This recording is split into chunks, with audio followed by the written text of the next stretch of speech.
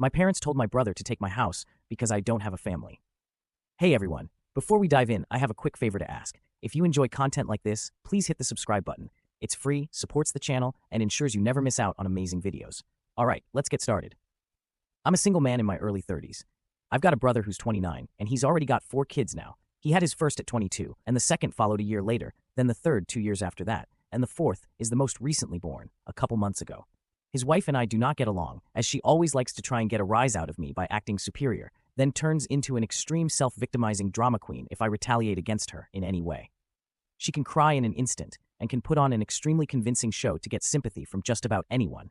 My parents and brother absolutely adore her, even though they know exactly how she really is and just don't care. She's very good looking, I'll give her that, but she's so awful that I could never be attracted to her. She also refuses to get any sort of job, even though she has a college degree, and my mother willingly helps with the kids all day, so their finances are entirely dependent on my brother. This also means they can't afford to live anywhere but my parents' house, and privacy is a bit of an issue with all of them under one roof in a 3-bedroom house that was built in the 60s. Growing up, my younger brother was also the obvious favorite. We're 3 years apart in age, but he developed a superiority complex because I was badly punished if I retaliated against his antics in any way. Back then, it was obvious my parents cared for him a lot more because he got the lion's share of everything, unless people called them out on it, which did happen a fair bit by other members of family. That's why my parents packed us all up and moved us about 150 miles away from them, so they generally would only see us on holidays since it was a 3-hour drive. My brother got physically abusive towards me on a number of occasions, flirted relentlessly with my first girlfriend to the point she broke up with me, and laughed at any misfortune I had. My parents just told me to suck it up whenever I was upset about it. I only got equal treatment when my parents wanted to keep up appearances. I admit, it was rather funny to see the looks on their faces whenever they had to treat me equal to my brother on birthdays and Christmas because other people were present. We had relatives that were very nosy and loved gossiping drama, so my parents did their best to hide what was really going on and threatened to take all my stuff away if I didn't keep my mouth shut. If anything, it just made my parents celebrate more when I turned 18 and moved out, because it meant they no longer had to provide for me. I wasn't even done with high school yet when I moved out, but couch surfing was far better than living with them. I was low contact ever since leaving home. They didn't even show up for my high school graduation, but I really didn't care. From that point on, I would usually only see my parents and brother on holidays like the rest of the family. The start of the 2020 pandemic was not kind to me. I lost my job and couldn't renew the lease on the condo because my roommate also lost his job, and neither of us could afford the place on unemployment money. It was a rented 2-bedroom condo that I really loved. As the lease was ending, my roommate left early to move back in with relatives, and I had to sell nearly all of my stuff because I was soon going to be homeless if I didn't downsize to an extreme. I really shouldn't have rented a place that was so expensive, but I liked living the high life, until that life wasn't kind to me, and I realized I should have been living somewhere far cheaper so I could have saved more money to fall back on. But I had a plan. I own a truck, simply for the fact that I've always loved trucks. So I found a $1,000 camper in good shape and put it on my truck just so I could live out of it for a while. It was supposed to be temporary, but I ended up living out of it far longer than I ever thought. I originally was hoping to be able to live out of the camper at my parents' house, where my brother and his family still reside as well. But when I asked my parents to let me stay for a while, they told me they had a full house and didn't want me there. Plus, we hadn't exactly gotten along in the past decade. They said they'd only agreed to let me park my camper there if I paid them basically what it cost to rent an apartment in my area. That was way too much just to park my camper. I was jobless and trying to save as much of my unemployment money as I could till I could find a new job. I may as well have been living in an apartment with that rent price they were asking. My parents called my camper an eyesore and told me to take a hike since we couldn't come to an agreement, and still thought it was absolutely hilarious. I had to live in a camper. My brother joined her in pointing at and mocking me while calling me a homeless bum. I parked my truck camper in a store parking lot to sleep on the first night that I had nowhere else to go. I felt scared out of my mind that someone might try to break in. Suffice to say, I didn't sleep well that night.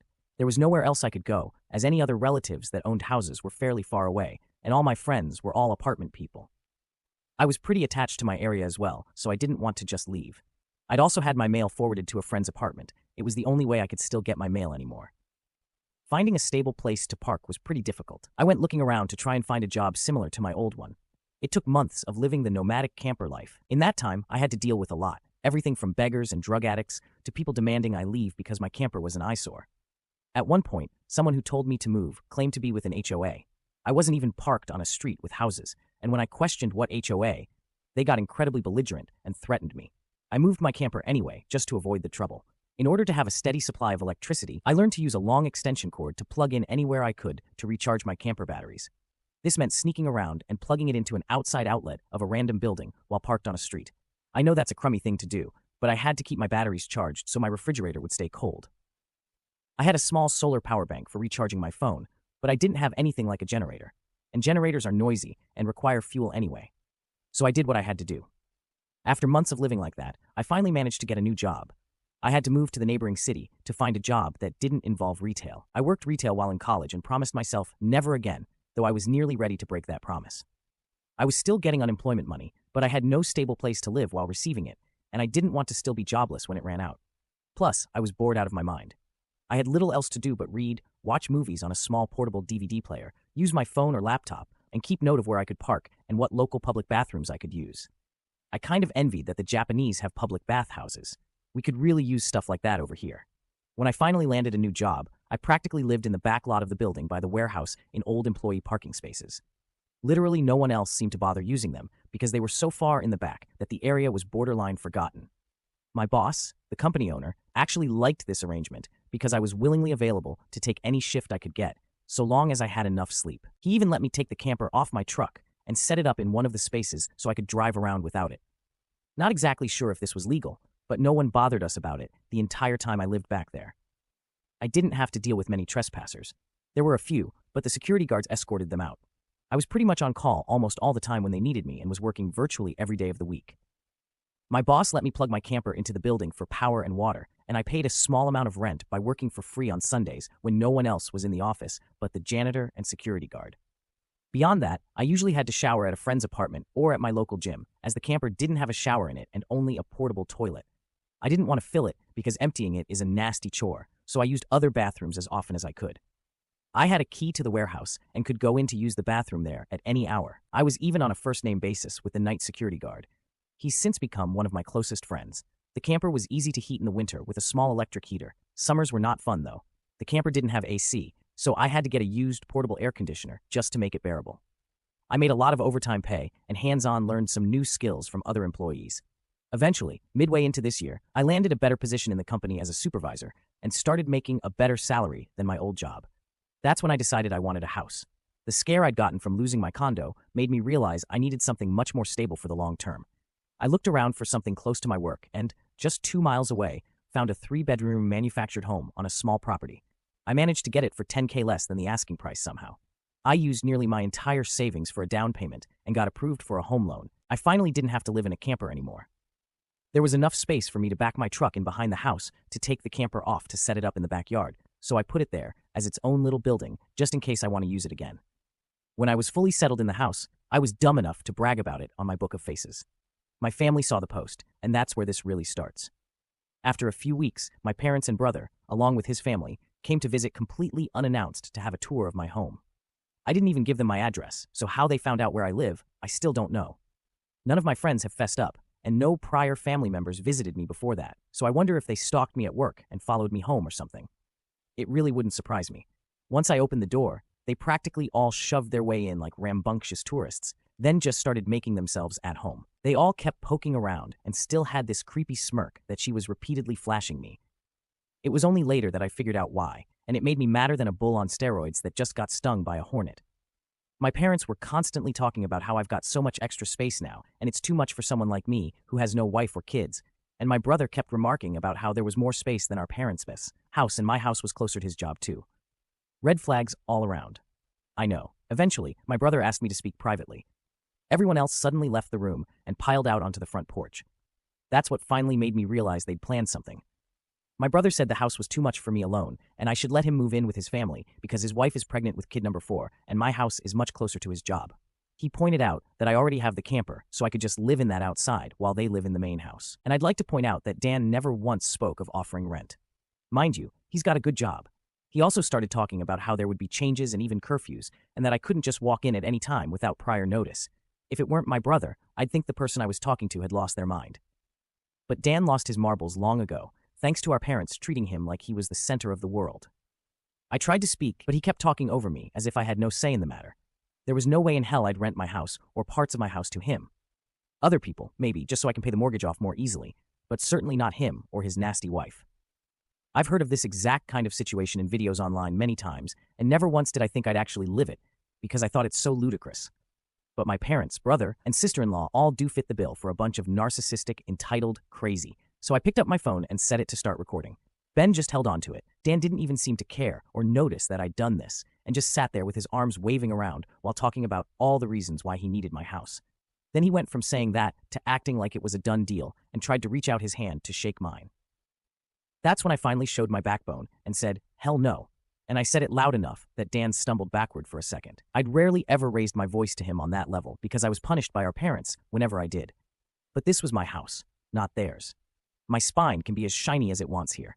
I stood up and then told him that my house was not up for grabs, and acting like I'll let him move in just because they want it won't make it happen. I bought my house for me, and it's not my fault he keeps having more kids and has to keep living with our parents because he can't afford to move out. Dan got as physically close to me as he could without actually touching me and said that I didn't deserve the house and he needed a better place for his family to live. I laughed back in his face and said that was total bullshit because I worked hard to be able to buy my house. Of course, I deserved it. Dan started yelling that I have no wife or kids and I don't need all the space, so I may as well give it to him. I said I'm not giving him anything, and he never even offered to pay me rent.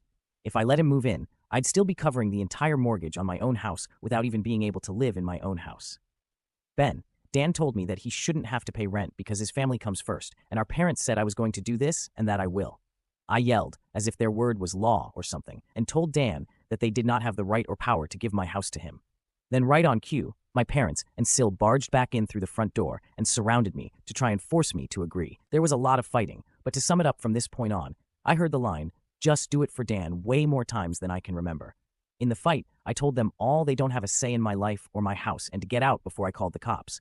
Sil screamed the loudest at me about how she was pregnant again, and I can't do this to her.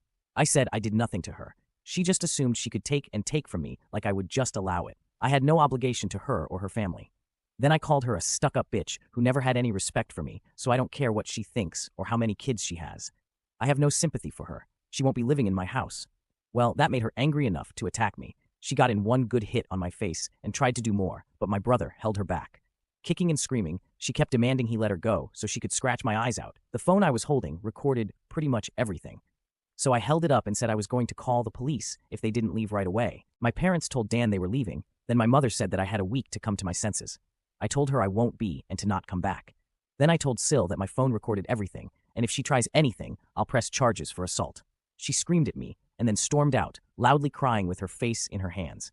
My mother was the last one out the door and said that I better do this for Dan and Sil. I responded by telling her I won't be. Part 2 of the story. After I kicked my parents, brother, and Sil out for trying to force me to hand over my new house to my brother, I immediately went to my social media and told the story to the whole family.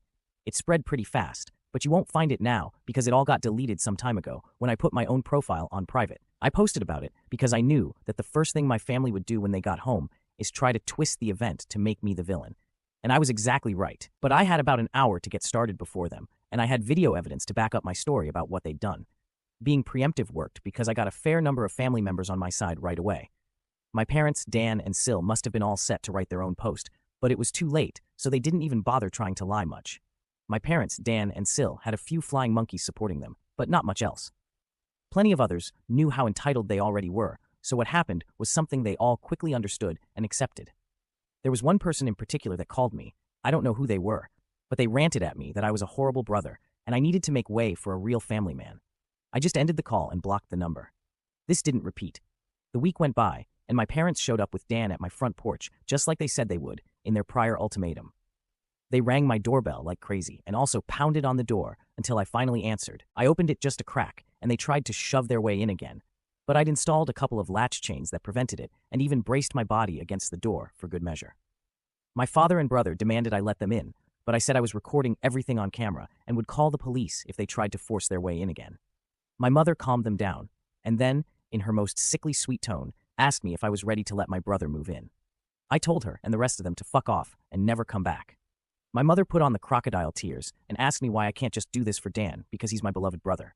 I laughed and then bluntly said I do not love him as a brother because he treated me like shit for years, and they only encouraged him to do so. They are terrible parents, and he is a terrible brother. Then I told them to leave, or I'd be calling police ASAP. They all left surprisingly easily, Apart from my mother's loud crying and the others giving me dirty looks, one could say making them leave was suspiciously easy. I thought the whole mess was over, but I guess I should have taken them more seriously because they had other stupid plans. I came home later that week on Friday evening to find a moving truck and my brother's minivan parked in my driveway. It was Dan and his family. They were moving stuff in. He just waved to me with a shit-eating grin when I saw him. I was furious and told him and the rest of his family to stop. But Sil smugly said to me that, like it or not, they were moving in. And then, in the most fake way, while tilting her head and puckering her lips, she said that it was okay because mommy allowed it, and I should always listen to what my mommy tells me. I seethed with rage just hearing those words and looking at her smug face. So I locked myself in my truck to call the cops right away. When they realized what I was doing, Sil started pounding on my window and yelling at me to stop, and that I can't do this to her because she and Dan need the house. She cried, "Why can't you just do this for Dan?" I responded with, "Dan, it's my damn house, not his." Then she threatened to key the side of my truck unless I stopped calling the police, all of which the 911 operator heard thanks to the window being slightly open. I told Sil if she damaged my truck, I'd sue her, and she was smart enough to retreat. When the police arrived, Dan and Sil, along with their kids, had locked themselves in my house. I told the cops what had happened, as well as showing them my new driver's license that had my current address on it. Then, when we went to my front door, I saw that they'd changed the lock and the old lock was laying on the porch with the center of it drilled out, and the drill they used was laying right next to it with a complete Harbor Freight drill bit set. I pointed out the broken lock and drill, then gave the police a rundown on all the events that happened prior. Well, I guess Dan called our parents over at some point after I arrived home because they showed up while I was talking to the cops. My parents immediately lied and started saying that I'd agreed to rent my house to my brother and his family. I said that was an easily provable lie one way or another, so Dan and Sil finally came out of my house with some papers in hand. They both looked super smug, like they'd somehow outsmarted me. They'd actually drawn up and printed out a fake rental agreement, but my signature was not on it. There was one, but it looked nothing like my handwriting. I don't think any of them have ever actually seen my signature, so that was incredibly stupid on their part. I told my parents and Dan that was stupidly blatant fraud, and if the cops investigated, they'd easily figure that out. And I don't think going to jail and court would do them any good.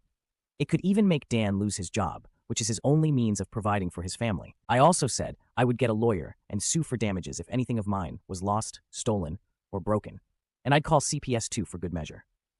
Dan went white and looked really scared when I said all that, but my mother got between us and doubled down about how I should just do this for Dan and live in the damn camper so they can finally have a family home to themselves. I yelled at her that if she thought it was such a good idea, she could do it for Dan herself and let Dan have her house to himself instead.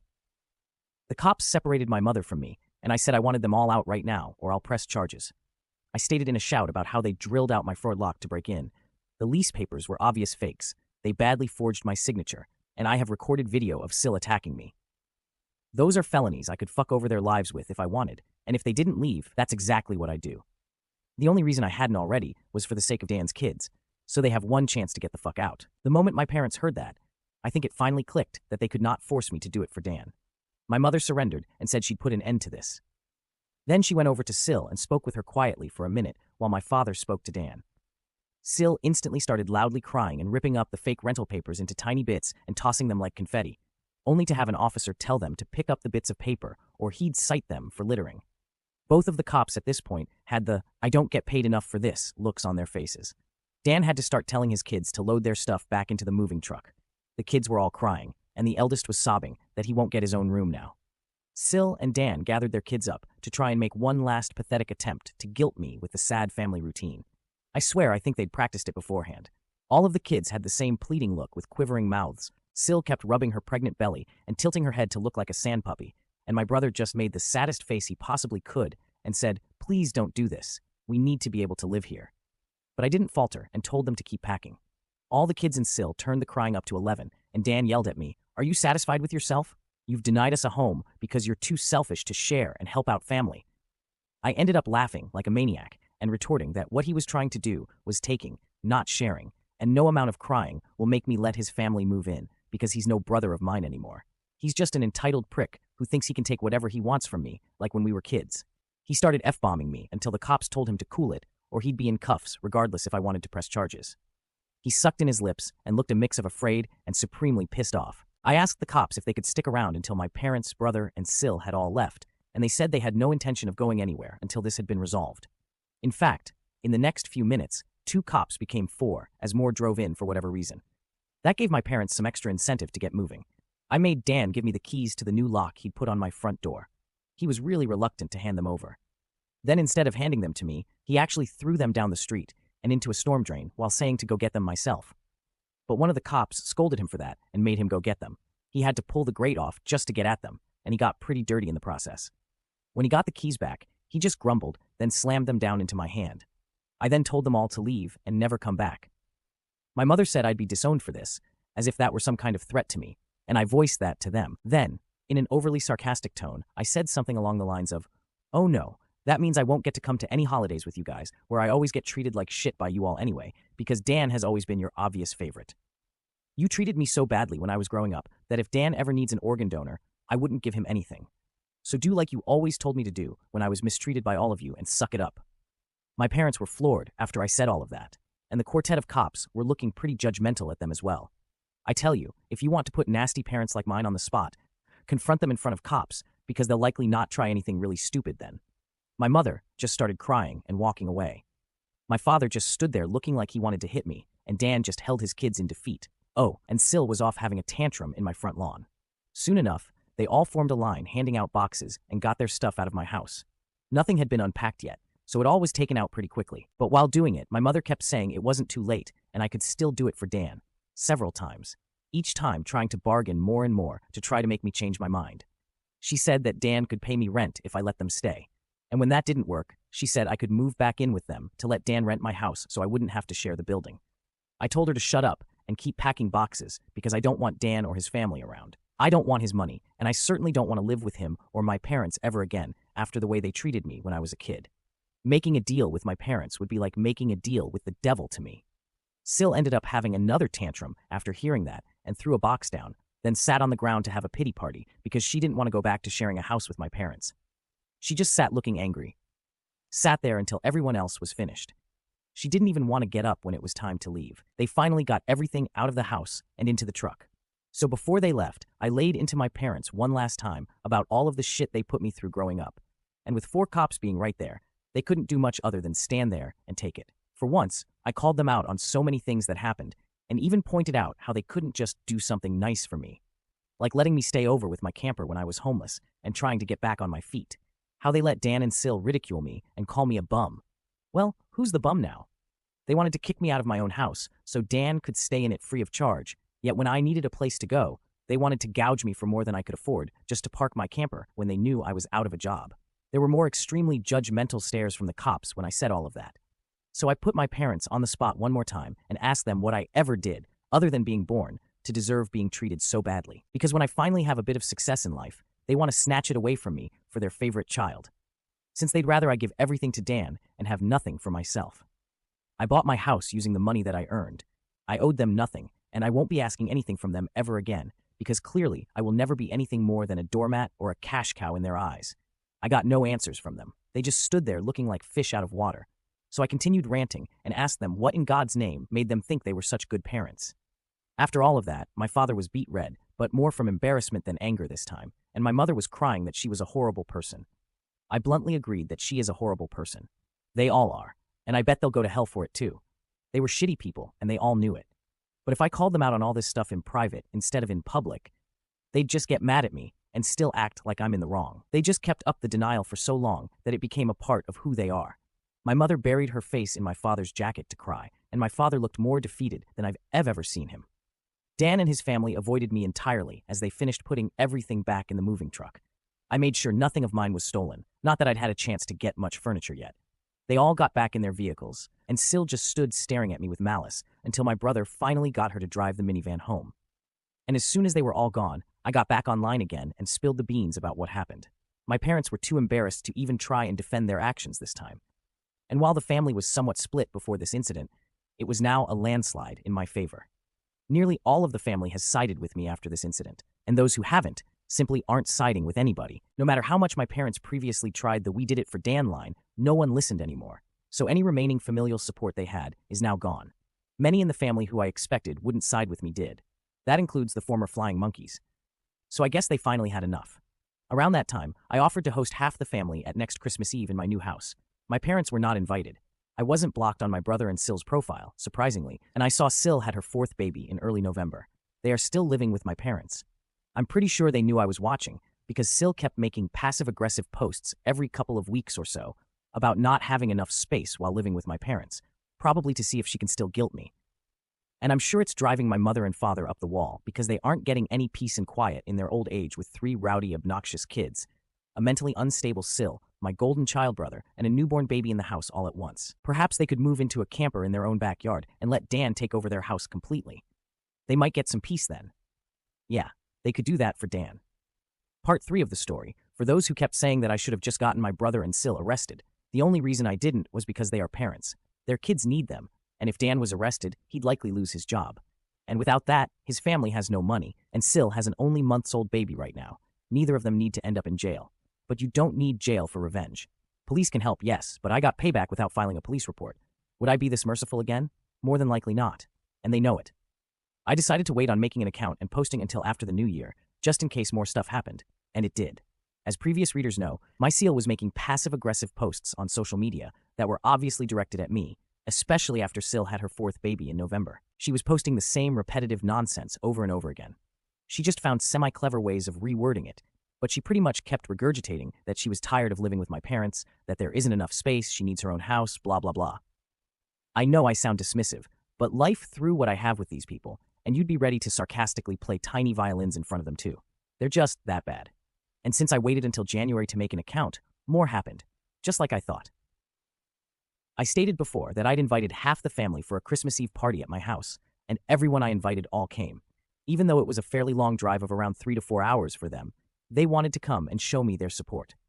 I was praised by them a lot for how hard I'd worked to get a house on my own and that they were sorry for everything I'd went through. I was asked why I didn't just take my camper and drive the 3 hours back to them instead of living pretty much homeless for so long. And I had to sheepishly admit that I was very attached to living around here, and I had my best employment opportunities in this area. My hometown doesn't have a lot of great job opportunities in my field, if any at all, and I wanted to make my own way as much as I could. They overall accepted it, and we moved on to having a rather nice party, the best I'd been to in years. Some relatives even brought CDs of great Christmas albums, and I have to say the one my uncle brought of Ray Charles was my favorite. He sings Christmas songs like no one else I've heard. It was a grand and happy time. I felt like, for once, I could just forget my past issues and enjoy the moment. But I wouldn't be writing this if it had stayed that way. About 2 hours into the party, you know who showed up. My parents, brother, and Seal popped in trying to look all smiles. They didn't even knock, just walked right in my front door like they were meant to be there. I shut off the music and told them to leave immediately. They begged to stay and said they brought gifts.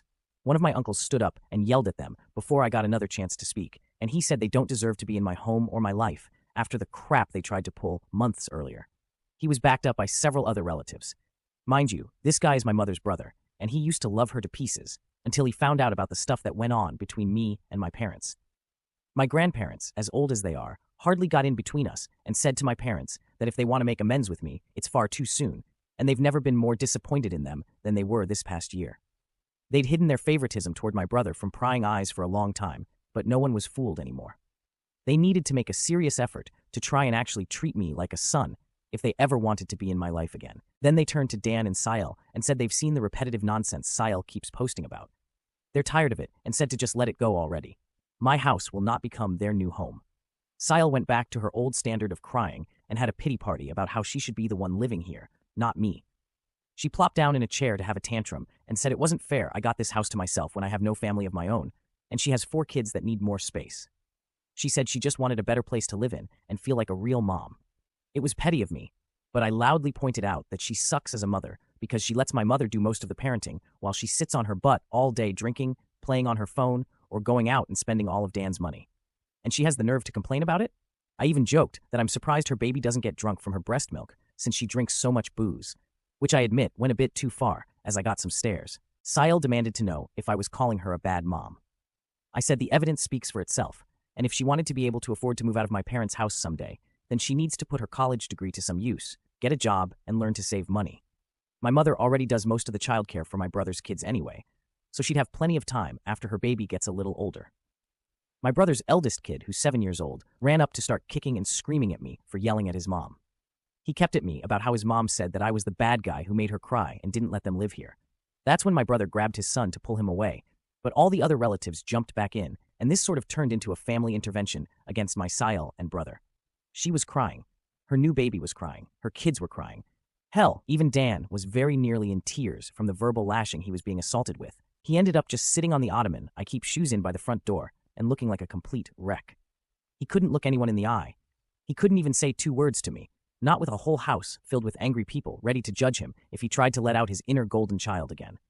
If they weren't there to get in his way, I'd bet this would have ended up a repeat of when he tried to order me around to try and take my house months earlier. By this point, though, he'd been so thoroughly humiliated that his and my parents' reputation in the family was completely destroyed because the masks were all now off. Soon after, my parents, brother, and Sael all left in defeat. The party resumed, and we all avoided speaking of what just happened for the rest of the evening. Since most of the adults had been drinking, everyone stayed the night in my house. I even let some of them sleep in the camper so there'd be enough space. I admit it also makes a good guest house. My relatives all wanted a tour of it earlier as well, and they said they couldn't believe I'd been living in it for around 2 years. I got a lot of questions about it, like what summer and winter was like and so on. I was up earlier than everyone else Christmas morning and had a fresh pot of coffee and some ibuprofen for those spiked eggnog hangovers a few of them had.